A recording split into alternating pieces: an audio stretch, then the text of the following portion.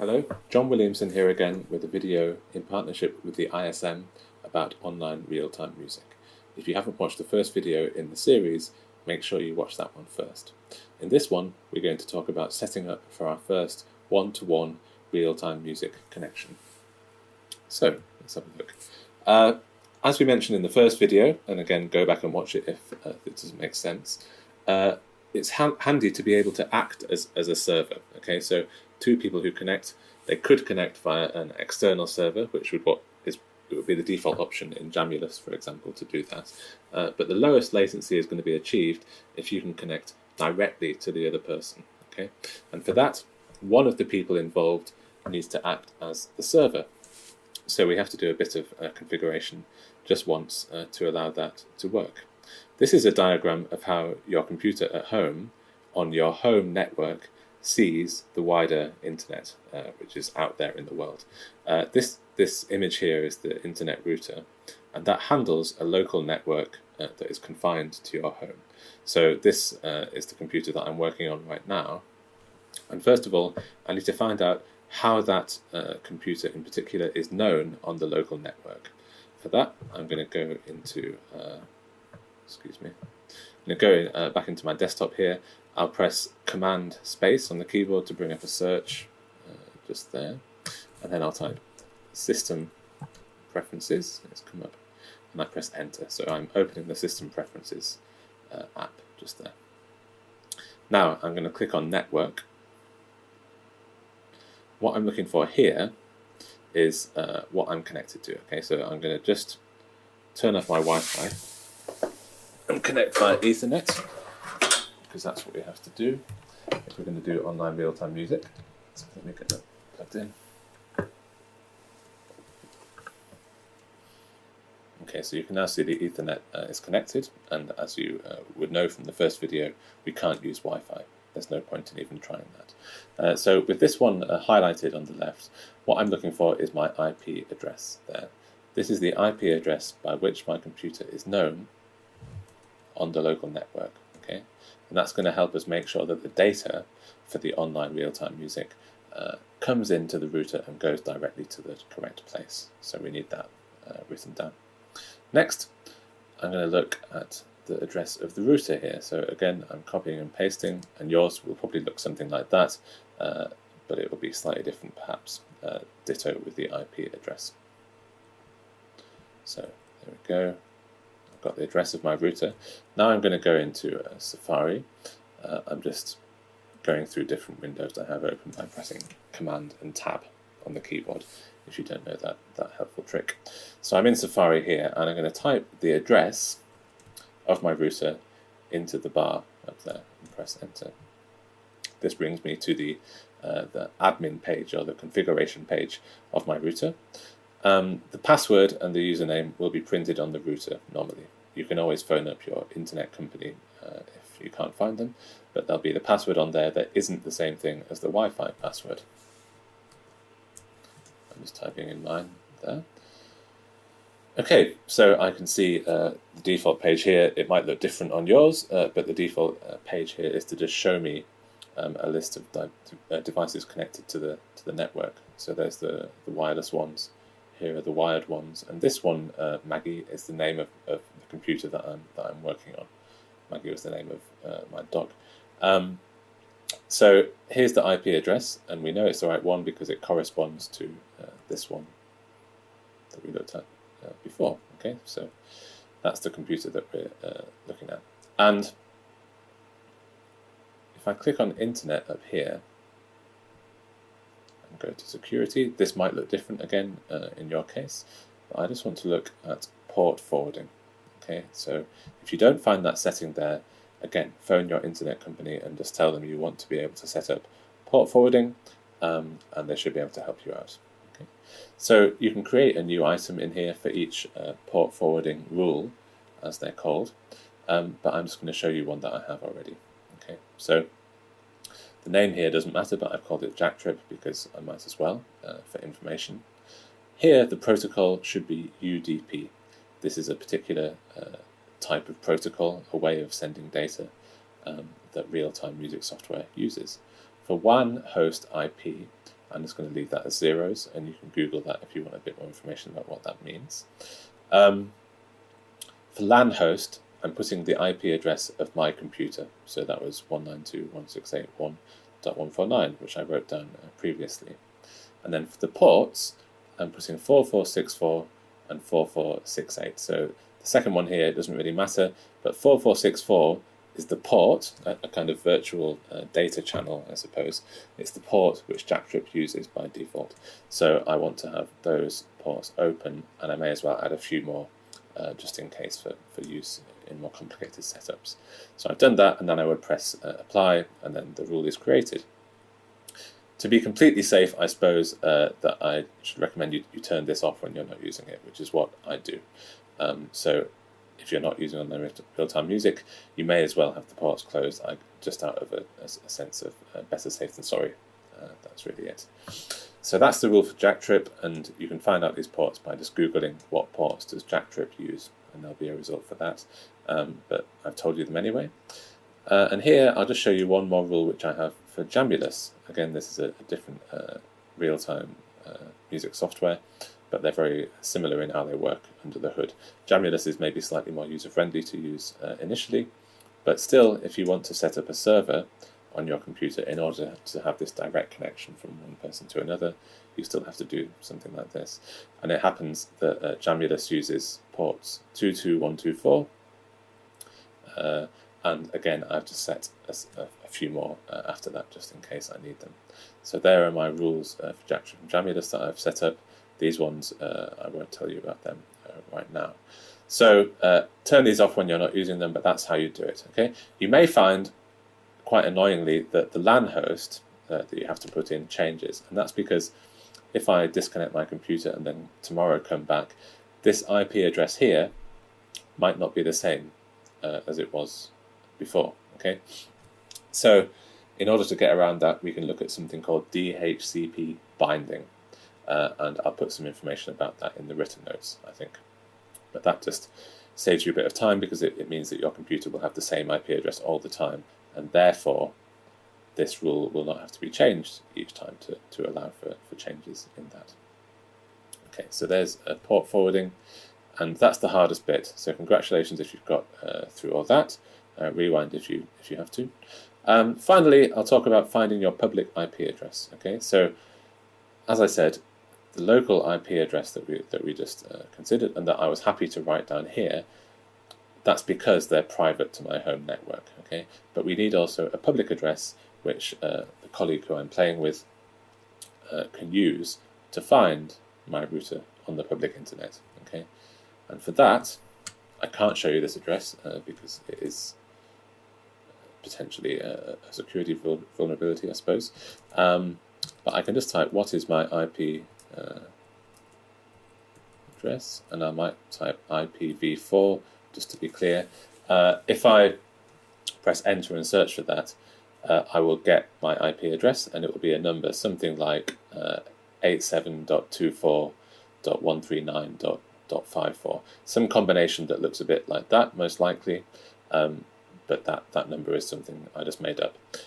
Don't give out your public IP address to lots of people, I suppose, but you give it to the party who you're interested in playing in real time with. You may also find that changes from day to day, but then it's not such a big deal because you don't have to change anything, you just have to pay attention to it. You can, if you want to, phone your internet provider and ask for your public IP address to be static. They should be able to handle that for you. So those are the steps that I have taken on my end, because I'm the one out of two people who is going to act as the server for this direct connection. Now I'll just talk briefly about installing Jamulus, not for very long because we're focusing on Jacktrip here.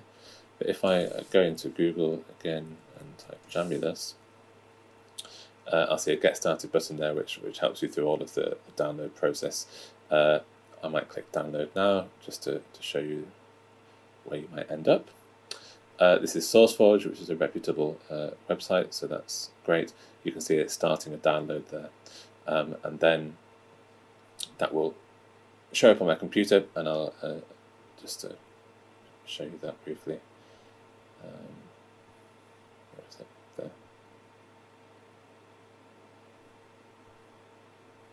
Okay, so I see it there, and then just double click and install it. You may find that something comes up in security about it, but we'll get onto that in a minute, how to deal with that kind of thing. In this case, it just comes up straight away, and I press agree, disagree, and so on and so on. So let's now take a look at installing Jacktrip. So I'll go back into PowerPoint here. Jamulus, by all means, start off with that. You can use it without setting up a server, so you can use external servers which exist. Okay, I'm just jumping in here to give a very quick illustration of how you might set up a connection on Jamulus. I'm focusing this tutorial on Jacktrip for a reason, and that's because, in my opinion, it gives the best chance of having a professionally usable setup with really low latency and good audio quality. However, you can get up and running very quickly with Jamulus. It's just that you might not have an optimal experience the first time. So I really encourage you not to make this the only thing you try. That being said, let me just show it for illustration purposes here. I'm going to press Command Space there, and then open Jamulus. That's fine. Preferences at the top. I'm going to choose the appropriate input and output here. So I could choose my audio interface if I wanted to, but I'm just going to use the internal mic and headphone socket on the computer. So that's that. I can choose a buffer size here, and that's going to affect the latency, as you'll see later in the video, but I might set it, leave it at default there for now. Leave everything the same because I'm trying to do something simple here. And then I just need to press connect and look for a server with low ping. So these are public servers. That's why I can see them. And that means anybody else can see them as well. So this is not going to be a private server, but as you can see, there's nobody else on this server here at the moment. The ping time, which needs to be low, is low here, so that's good. So why don't I, and then my colleague who I want to play with, we both just double click on Jammy Dodgers there. And that will connect. Okay, so now I have one fader here that's popped up, and if somebody else who I was playing with connected to the same server, they would show up here as well. I can mute that so that I don't hear myself, for example. And because it's a public server, other people can join as well, and I might need to mute them too. So this is not a private server, and it's not the best way to get a professional application out of this. But it's something that you can look at if you want to try something quick.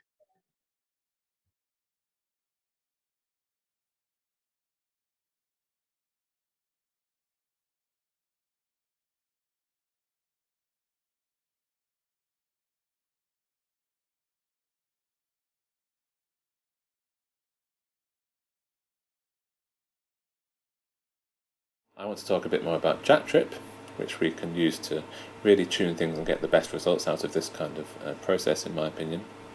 And I'll show you how to do that now. So first of all, I would like to know which version of OS X I have. So I click Apple about this Mac, and I see that I have 10.13. So that's fine. There are some newer ones. Their names, anyway, are Mojave and Catalina, and then another one, Big Sur. So you might have a newer one. You'll see why that might be slightly important in a moment. So anyway, I just take note of that for now because it's helpful to know, so I've written it down. And now I'm going to talk about installing Jack. So first of all, I'm Googling for Jack 2 OS X, like that. It's the first thing that I come to. And you just want to have the Intel installer if you have a Mac that's not completely new. Otherwise, you might need to just double check whether you have an Intel Mac or not. But I'm going to click on this one because that's the one that I need. Again, it will download. That's fine. And then have a look at it. There it is. So I can double click on this file.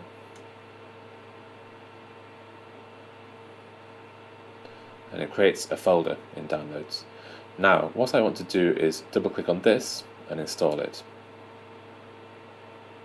But you see I have the security message that I mentioned earlier on. So therefore I need to go into System Preferences,